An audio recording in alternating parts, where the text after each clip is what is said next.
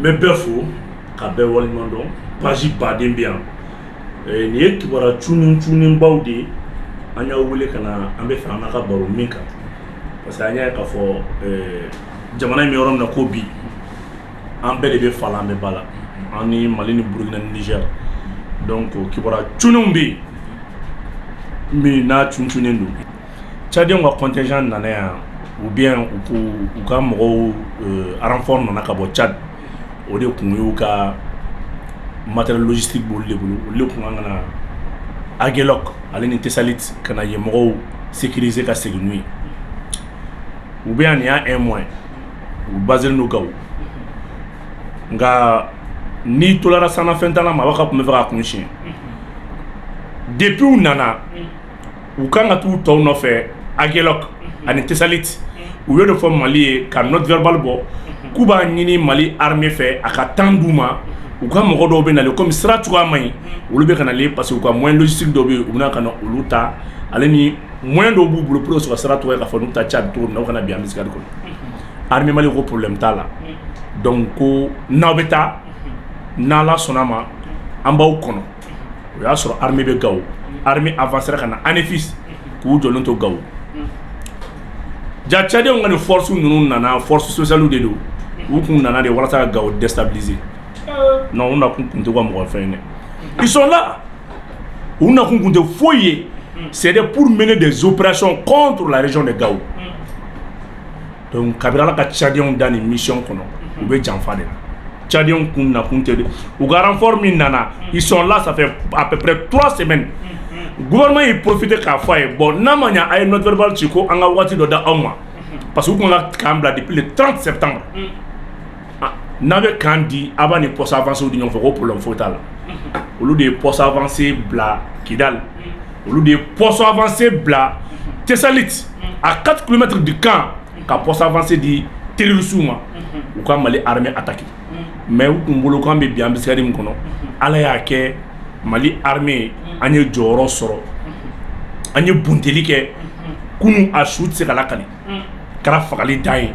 donc u maloyara parce que u ka mɔgɔ minnu bɛ kan kɔnɔ o man ca ils sont au nombre de 150 éléments olu tɛ se ka résister bilen mais fɛn kun tɛ dɔwɛrɛ foyi ye an bɛ attaquer waati min na force dɔ ninnu bɛ fara élément kan u bɛ Gawo attaquer donc Tesalit poste avancé ninnu fɛnɛ ni armée b'u da ɲɔgɔn na donc armée bɛ bila front caman na donc Ala de y'a kɛ l'armée a été à la hauteur de l'attaque on a pu quand même les neutraliser tous en avion minnu bɛ yen u bilala dans la danse donc an y'u bɛɛ neutraliser donc Tchadiens jigi tigɛra o de la ils disent que olu bɛ taa parce que kun foyi tɛ yen tugun donc troupe min kun nana c'est uniquement logistique tɛ dɛ c'est pas pour des malades logistiques c'était la force spéciale de l'armée tchadienne ka force spéciale de kun tant de kun don k'u préparer ka Mali déstabiliser ninnu tɛ taa o dergɛ Musa Buwa n'o fɔ a ye yan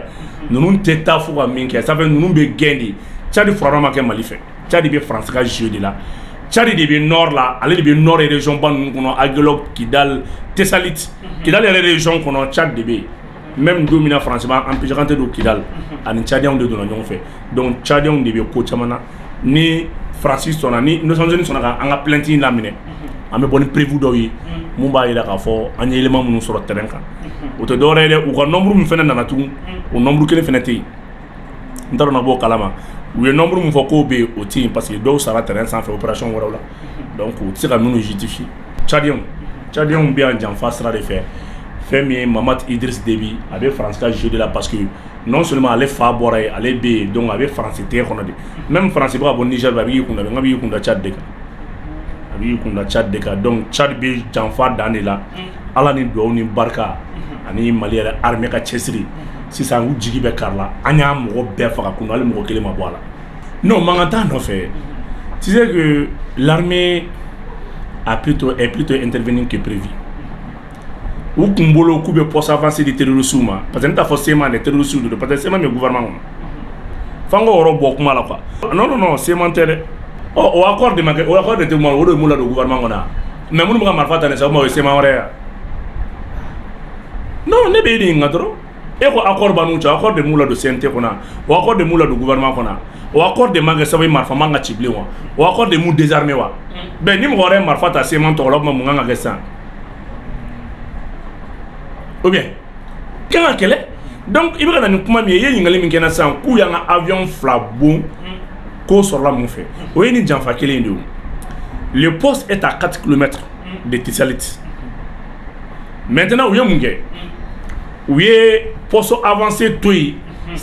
terroristes ko occupé armée y'a ye o e ma terroristes ka communiqué yan k'u ye Tisalit minɛ ka ban maro na y'a communiqué kunna sini k'u ye poste avancé ninnu bɛɛ minɛ ka ban u y'a communiqué kɛ mais armée ma kuma donc an ka ravitaillement de natɔ ani élément minnu kan ka na Amachak olu natɔ u ye obi de ye k'o bon Musa Bugu n'a kun y'a sɔrɔ k'anw de kun ye poste avancé in bon Tchadien kun bɛ bolo ka n'u sigi k'an y'u bon ka position na ouais u kun b'a kɛ armée ma foyi fɔ poste avancé mɔgɔ ninnu ye f'u kɛlen ka bonni kɛ u ye tiri wuli kuma min na ma avion sɔrɔ avion y'i yɛlɛma mɔgɔ bɛ yen k'a bɛɛ kɛ fu ye hali mɔgɔ kelen ma bɔ a la avion 2 bɛɛ jiginna ka mɔgɔw jigin ka tila ka yɛlɛn tugun donc o de jura Tchadien kan ko k'u bɛ taa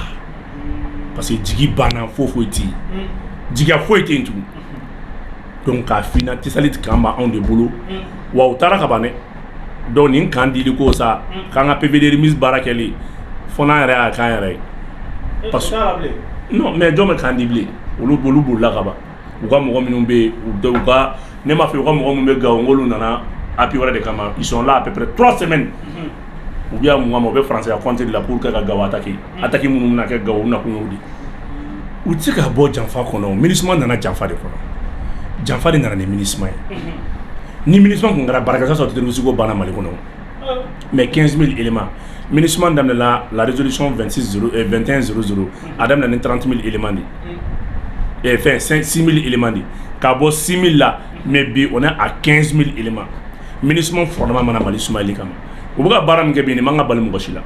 n'a ye CSP mɔgɔw ka communiqué kunun n bɛna n da don la k'o kala CSP mɔgɔw ye communiqué kɛ k'a jira k'a fɔ ko MINUSMA b'olu janfa ko MINUSMA n'olu de sigira ɲɔgɔn fɛ ko kabini MINUSMA nana ka nin terroriste nin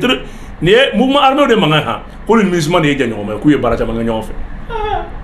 a communiqué bi yan mais MINUSMA dun n'olu tɔgɔ la ko Mali de a communiqué bi yan donc ko jan tɛ n terikɛ an bɛ communiqué labɔ dɔrɔn communiqué bi yan CSP cadre stratégique permanent fɛn cadre stratégique cadre permanent stratégique u ye communiqué kɛ n b'a dɔn maliyɛnw tɛna sɔn an ka su ninnu yir'u la mais n'i y'a mɛn an bɛ continuer y'a ye CSP ye communiqué kɛ k'a jira k'a fɔ ko urgent alors communiqué bɛ min voilà donc communiqué filɛ nin CSP ko a bɛ MINUSMA hakili lajigin cadre stratégique permanent les mouvements membres du CSP PSD ont été des collaborateurs crédibles de la MINUSMA malin bɛɛ ka nin ta dɛ nin tɛ ne kumakan ye les CSP a communiqué ils ont été des collaborateurs crédibles de la MINUSMA donc ni MINUSMA jɛra ka fɛn caman kɛ bon ninnu de ye terroriste partenaire de ni yɛrɛ gansan kan ka MINUSMA yɛrɛ ONU yɛrɛ bila a ka da Mali la ko Mali ka kuma fɔ les mouvements des membres ont été des collaborateurs crédibles de la MINUSMA dans le cadre des objectifs stratégiques fixés par des différents mandats depuis 2013 notamment ceux relatifs à l'appui au processus de paix bon a ye na ye dɛ CSP yɛrɛ 2013 y'a sɔrɔ CSP ma créé fɔlɔ o kɔrɔ SEMA ACEA MLA n'a ɲɔgɔnnaw ani mouvement fɛn fɛn bɛ yen mouvement armé fɛn fɛn bɛ yen u ni MINUSMA bɛ baara la kabini MINUSMA na don parce que olu de fara ɲɔgɔn kan k'o kɛ CSP ye k'o kɛ cadre stratégique permanent a ko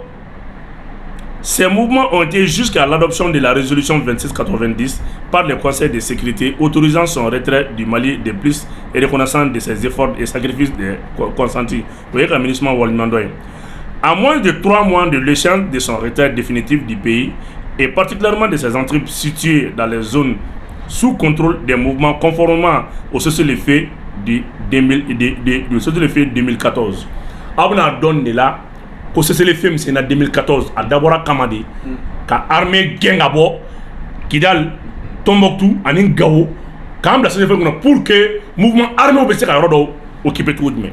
MINUSMA nana sɔrɔ cessez-le-feu ma kɛ fɔlɔ MINUSMA bɛ se ka yɔrɔ jumɛn da aw ni MINUSMA bɛ se ka yɔrɔ jumɛn di ɲɔgɔn ma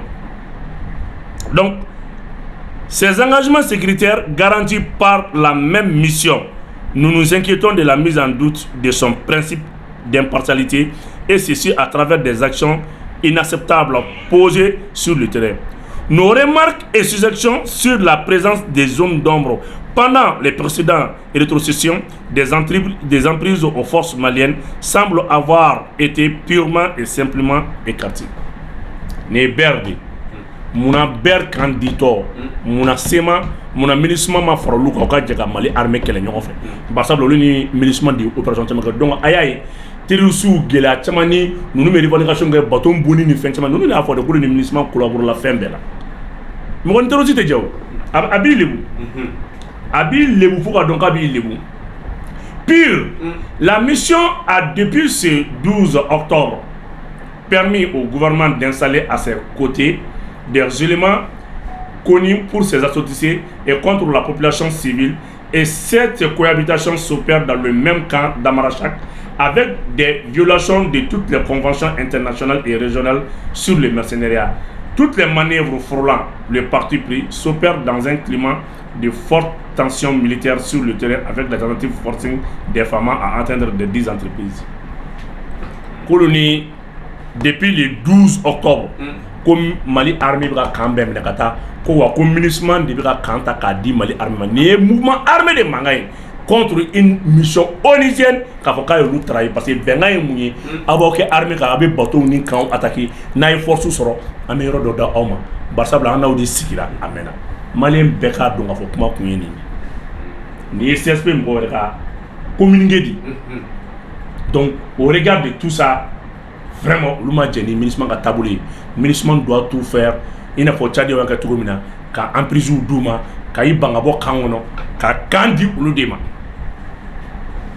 Donc, Moussa,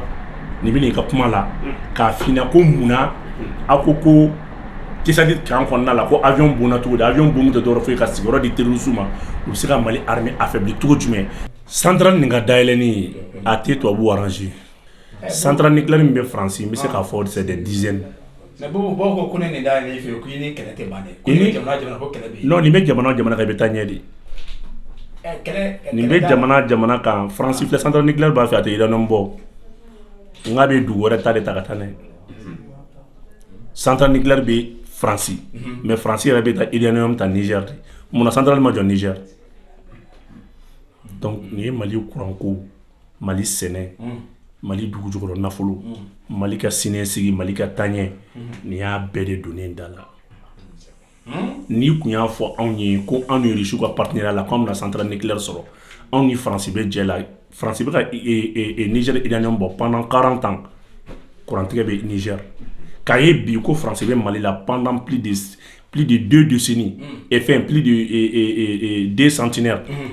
ka tila k'a ye k'a fɔ ko anw bɛ nin gɛlɛya in na e kun tɛ se ka da la. Nucléaire nan de do nucléaire agricole ka damine Koro Bankas ka tila kana plateau de Dogona kana do yɔrɔ ninnu na o wokona ninnu na jaba de bɛna sɛnɛ i bɛ jaba kelen min dɔn central ni min jɔ baaraw kɔrɔla la kana do Segu mara kɔnɔ Segu babolo min bɛ yen n'i bɔra Fana kaba ka don Segu ye pleine de o bolofara à gauche o bolofara à droite o bɛɛ de bɛna kɛ suman dunta de n'o ye ɲɔ malo kaba n'a ɲɔgɔnnaw a bɛ n'i jɔ o baaraw kɔnɔ k'a to an ka taa n'an ka kuma ye minnu sigilen don ko nin fɔra nin kɛra tan fiɲɛtiri bɛ sen na i bɛ taa n'i ka sɛbɛn kuma de donc n'i donna Dire ani fils ka b'o la ka na Tesalit ka b'o la ka na Aguelok ka na Burem ka jigin ka na Gawo mara kɔnɔna la yen bɛna kɛ alikama sɛnɛyɔrɔ de alikama dɔrɔn de bɛna sɛnɛ ni donna Kayi mara kɔnɔ énergie éolienne de bɛna kɛ yen ni nana san parc solaire de bɛna kɛ yen sigi ye donc fɛn min ye centrale médicale o fɛnɛ b'a la o ye mun ye bana dɔ bɛ yen ko cancer k'o ta k'o bɔ yen centrale médicale ni ale ka baara olu bɛ n'u ɲɛsin o ma parce que fɛn dɔw bɛ Mali la min bɛ kɛnɛya ɲuman di hadamaden ma o b'an bolo yan donc centrale 4 de don centrale chimique centrale agricole centrale chimique, centrale agricole, centrale médicale, et centrale nucléaire. Non, nucléaire chimique, nucléaire agricole, et nucléaire médical, et centrale nucléaire. C'est fait nucléaire atomique killing, centrale atomique killing, ou nous faisons d'autres compagnies.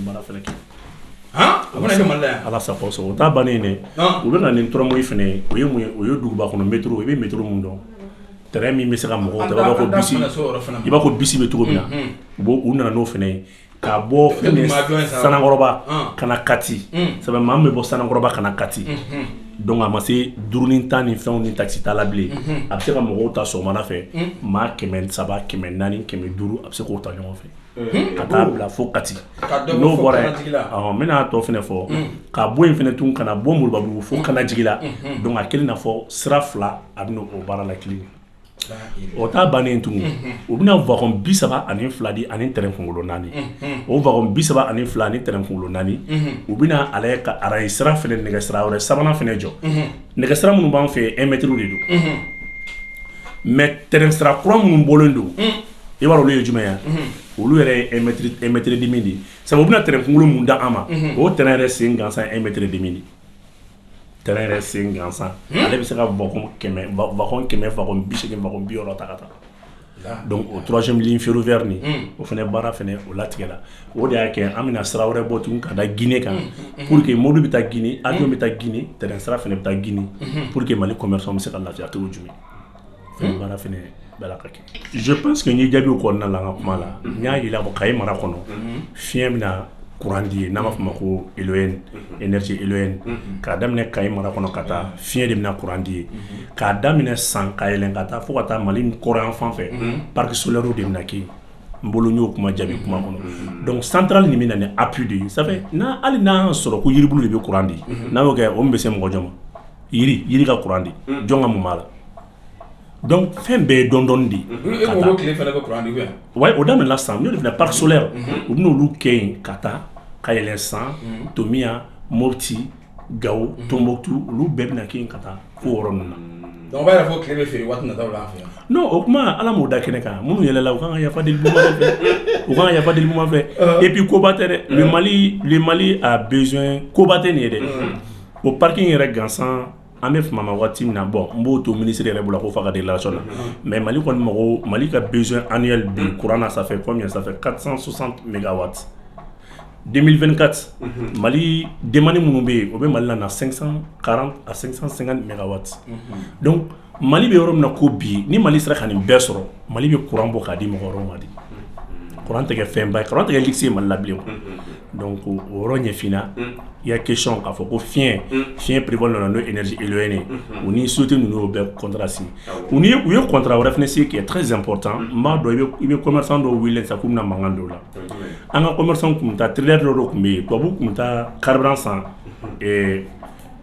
richiw bolo u b'a san asiatique bolo u b'a san kɔfɛmɔgɔ mɔgɔ caman bolo an ka commerçant kun bɛ taa carburant san o de to carburant da ka gɛlɛya quoi parce que olu kɛlen ko coxeur mais sisan o dabila la dɛ richiw ka société yɛrɛ ni gouvernement de y'a ta ɲɔgɔn na tête en tête u ye contrat k'u ni ɲɔgɔn cɛ donc an n'an ka mɔgɔ min mago bɛ carburant tali la olu bɛna carburant fourni an ma 200 000 litres 200 000 litres par mois a bɛn'o de da an ma et 200 millions de litres par mois a bɛn'o de da an ma non n'i y'a mɛn i bɛ carburant bɔ min i ye carburant dɔ de di jamanadenw ma u bɛ se k'u débrouiller ni min ye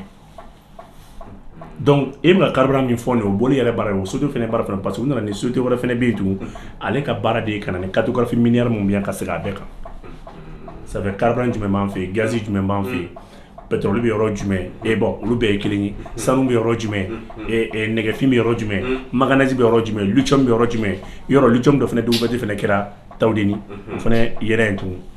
uranium dira ye lithium fɛnɛ yɛrɛ yen tugun donc i b'a bila i kunna ko fɛn caman bɛ baara bolo la ɲɔgɔn na donc i ko min b'an fɛ yen o yanni k'o bɔ an bɛ balo ni fɛn dɔ de ye fɔlɔ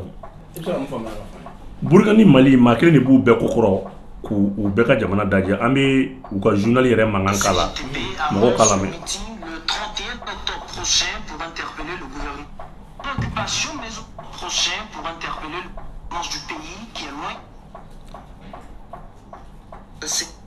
GTB annonce son meeting le 31 octobre prochain pour interpeller le gouvernement sur ses préoccupations, mais aussi et surtout sur l'état de la gouvernance du pays qui est loin d'être reluisante selon ce regroupement d'organisations syndicales, cherté de la vie, corruption, restriction de liberté, enlèvement de citoyens par des individus encagoulés, entre autres, des pratiques qualifiées de liberticides par le collectif qui invite les autorités à rectifier le tir. On retrouve Maxime Boudou. La misère assaille les travailleurs, la corruption gangrène la société, la vie est de plus en plus chère, les taxes augmentent, l'émission du pouvoir exécutif dans les affaires judiciaires, c'est le bilan peu reluisant que dresse le collectif CGTB, la Confédération Générale des Travailleurs du Burkina, de la gestion du pouvoir par les autorités actuelles. À cela s'ajoutent les restrictions des libertés individuelles et collectives. Cela se traduit sur le terrain par les disparitions forcées de citoyens,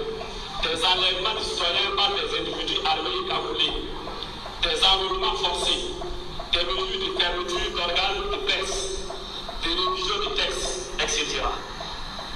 Ces pratiques liberticides connaissent une exacerbation sous les MPSR2 qui se met ainsi dans une posture de fascisation. À ce sujet, le collectif CGTB invite les autorités de la transition à lever l'interdiction des manifestations économiques. Ces structures syndicales dénoncent une certaine opacité autour de l'octroi des marchés par la procédure du gré à gré. Le secrétaire général de la CGTB estime que cette procédure ouvre la voie à la corruption et au détournement des deniers publics. Au lieu de faire des efforts pour découvrir ce que les entreprises doivent à l'État, on fait plutôt des pieds et des mains pour que les mêmes qui se cherchent continuent à payer de nouvelles taxes. C'est ça que nous dénonçons. C'est pourquoi nous avons dit que le choix économique du MPSR2 est un choix de classe. Son choix économique, c'est de favoriser les bourgeois et de pressurer les masses populaires, les pauvres. Avec cette situation d'État, a dit que c'est l'échec d'un de leurs anciens camarades porté à la tête du ministère en charge de la fonction publique. Ce n'est pas nous qui l'avons envoyé là-bas, nous ne pouvons pas le juger. Si c'est nous qui l'avions envoyé avec un mandat, on aurait le droit de lui demander des comptes. Mais il est parti là-bas en tant que citoyen et il doit des comptes au peuple burkinabé. Si le peuple estime qu'il fait bien, on n'a rien à dire. Mais nous, en tant que syndicat, nous avons fait une lecture globale et on s'en tient à ça. Ce n'est pas une question de personne. Le collectif CGTB appelle les autorités à une véritable révolution afin de frayer le chemin vers un progrès économique et social. Et à cet effet, il compte donner de la voix le 31 octobre prochain au cours d'un meeting à la Bourse du Travail. Nous avons un certain nombre de préoccupations sur lesquelles nous souhaitons interpeller les autorités. Nous voudrions tout simplement qu'on comprenne. Et ça, c'est une préoccupation essentielle que le peuple burkinabé a payé assez cher pour conquérir les libertés démocratiques et syndicales et que nous ne pouvons pas accepter que quelqu'un les balaie d'un revers de la main. C'est pour ça que nous appelons le peuple à se défendre. Liberté-là, chèrement conquise.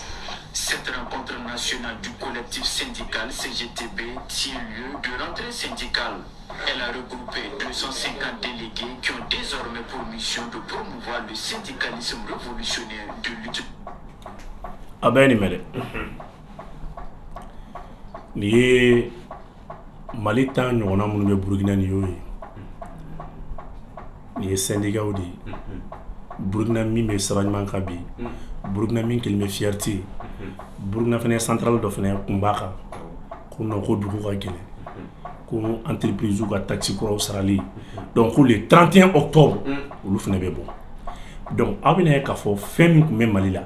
ani fɛn min bɛ Burukina ani fɛn min bɛna kɛ Niger i b'a ye a bɛɛ ye fɛn façon kelen. An ye Burukinabew wele olu ko k'an ka t'u ma an yɛrɛ bɛ taa Burukina avant le 31 octobre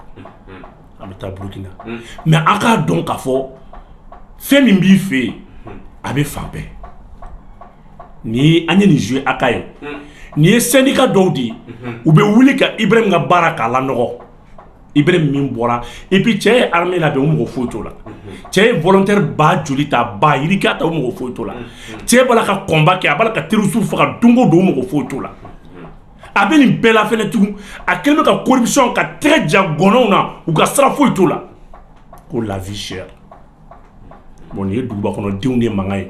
olu de bɛ kuma vie chère kan donc a ye farafinna bɔli ka gɛlɛn ɲɔgɔn la fo k'a faga nin bɛɛ la tentative de coup d'état kɛra u ma se k'a faga u ye Ibrahim bɛlɛ ni sira bɛɛ ye u ma se ka ɲɛ sɔrɔ Ibrahim ko ma maintenant u bɛ sɔrɔ ka soulèvement na wuli Burkina kɔnɔna la tu as vu o de y'a kɛ an b'a fɔ ye a k'a dɔn Mali ni Burkina ni Niger bɛ fan ni ba la mais Mali ta ma réussi cogo min na n dalima la Burkina ta tɛ réussi ten Burkina bɛɛ ka bɔ k'u jɔ bɛɛ ka wuli Burkina bɛɛ ka wuli k'i jɔ nin bɛɛ a y'u ɲininka dɔrɔn n y'u ka fɛn joué aw bɛɛ y'a lamɛn aw ye motif ɲuman kelen jumɛn sɔrɔ a kɔnɔ aw yɛrɛ ye motif jumɛn sɔrɔ a kɔnɔ bi est ce que Burkina tɛ fierté ye bi yan est ce que Burkina tɛ ko marché gré à gré mais marché gré à gré a y'a tigi dénoncer mɔgɔw bɛ ɲinɛ min kɔ jamanaw ye san 30 de kɛ Magui kɔnɔ jamanaw ye san 30 de kɛ mɔgɔlankolon kɔnɔ jamanaw ye san 30 de kɛ politicien jugu kɔnɔ donc n'i nana mɔgɔ bɛ administration kɔnɔ Mali la mɔgɔ dɔ bɛ administration kɔnɔ olu bɛ ko kolon kɛla hali sisan mais mun de b'a ban an t'a dénoncer de yan mun de b'a ban an k'a fɔ tɛ yan mun de b'a ban an k'an cɛsiri k'a fɔ nin ye nin kɛ hali sisan polisi concours ni sɔrɔsiya concours bɔra n'an bɛ ka yala ka taa mairie ni polisi so la ka taa papier bɛ ta cogo jumɛn n'a sɔrɔ u bɛ ka mun de jɛ maliyɛnw na parce que an ɲɛ kɔsa in na k'ale sécuritisation ye 100 ye n'o ye président de nɔ yan est ce que anw yɛrɛ man k'an cɛsiri k'o fɛn yan o de y'a to Burkina bew ka wuli ka ɲɔgɔn minɛ nin kun bɛ Mali kan Mali y'a ta gérer u ka wuli u ka ɲɔgɔn minɛ Burkina bew ka kɛ kelen ye i b'a dɔn France y'a dɔn ko armée n'i ye armée ka succès kɛ dɔrɔn dugu sumalen de don ça fait armée ka succès bɛ dépend jamanadenw ka confiance de la une fois que l'armée est investie de la confiance de son peuple ou bɛ ko sugu bɛ k'o confiance de gérer tiɲɛ sabu mɔgɔ tɛ foyi la ni manamanakan ninnu kɔ mais u bɛ ko siri ninnu na le 31 Burkina bɛ ko da ninnu kan aw bɛ n'a ye Burkina bɛ ko da ninnu kan le 31 ça veut dire ko suru la aw yɛrɛ bɛ n'a ye quoi donc a ka dɔn ko farafinna bɛɛ a bɛɛ mɔgɔ jugu ye kelen ye farafinna den jugu bɛɛ ye kelen ye farafinna den jugu bɛɛ ye kelen ye mais n'Ala sɔnna ma an y'an ta dilan ni fura min ye billahi u b'u yɛrɛ kɛ Sénégal de Sénégal tɛ i bɛ taa sɔrɔ ninnu de ye gouvernement i b'a sɔrɔ ninnu de ye waribaw dun parce que kɔgɔjɛ bɛ ka don Burkina se bɛ k'u ma quoi minnu ye faso wari non Ibrahim ka liti ye wari min n'a don c'est trop surtout évasion fiscale dɔw tun bɛ yen Ibrahim ye wari min na don Burkina a n'a ni santé c'est trop bon i b'a bila kunna entreprise tɛ nin de fɛ olu de bɛ syndicat wuli k'u la su k'u la bila i ma ye farafinna bɔ ka kɛlɛ nɔgɔ la foroba hɛrɛ dɔw mago t'u la dɔw ɲɛ b'u cɛ de la dɔw ɲɛ b'u ba de la dɔw ɲɛ b'u denkɛ yɛrɛ de la fɛn fɛn ka di olu ye Ala ka bɛɛ siri olu den na Ala ka bɛɛ siri olu cɛ la cɛw bɛ waribaw ni mobiliw bɛ nin yan fɛ nin bɛ kɛ yan fɛ donc